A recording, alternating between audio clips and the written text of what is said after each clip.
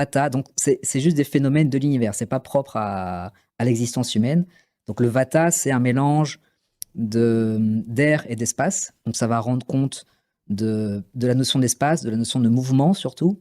Ça va rendre compte au niveau de la physiologie humaine du catabolisme, donc de la destruction des tissus. Vous voyez, un petit peu comme le vent qui va éroder la terre, qui va assécher la terre. C'est un peu cette idée-là. Il va y avoir après le dosha Pitta. Donc le Pitta, lui, c'est le feu, la transformation. C'est un mélange d'eau et de feu. Et donc, au niveau de la physiologie humaine, ça va plutôt être le métabolisme, la transformation. Donc la transformation d'un composé chimique en un autre, la réaction chimique, quoi. Et donc, c'est surtout dans le corps humain, on retrouve le dosha Pitta dans la digestion. C'est la transformation d'aliments en nutriments ou en énergie. Et enfin, le dernier dosha Kapha, donc ça, c'est l'eau et la terre. Et ça va rendre compte des phénomènes d'anabolisme, donc de construction de tissus.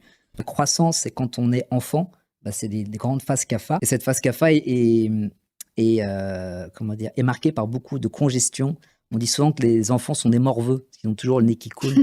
Et donc, voilà, donc c'est l'anabolisme, c'est la construction des tissus, du vivant, les feuilles qui poussent, tout ça.